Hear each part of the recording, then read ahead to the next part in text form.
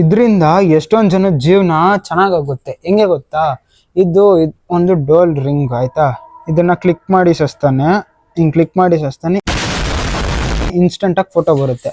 ಇವಾಗ best example ನನಗೆ ಆಗಿತ್ತು, ಹೇಳ್ತೀನಿ ನೋಡ್ರಿ. ನನ್ನ ಪಾಡು ನಾನು ಕುತ್ಕೊಂಡು ಗೇಮ್ ಆಡ್ತಾ ಇದ್ನಾ, ಇವಾಗ ನಾ ಎಲ್ಲೂ ಹೋಗ್ಬಾರ್ದು ಏನು ಮಾಡಬಾರ್ದು ಅಂತ ಇದ್ನಾ, ಆಮೇಲೆ ಇನ್ಸ್ಟೆಂಟಾಗಿ ಒಂದು ಬೆಲ್ ರಿಂಗ್ ಆಗುತ್ತೆ. ನನ್ನ ಫ್ರೆಂಡು ಆಯ್ತಾ, ಇವಾಗ ಎದ್ದು ಬಂದು ನೋಡೋಷ್ಟು ಟೈಮ್ ಇಲ್ಲ ಅಲ್ಲ, ಅದಕ್ಕೆ ಏನು ಮಾಡ್ತೀನಿ, ನಂದು ಟೆಲಿಗ್ರಾಮ್ ಚಾನಲ್ ಓಪನ್ ಮಾಡ್ತೀನಿ.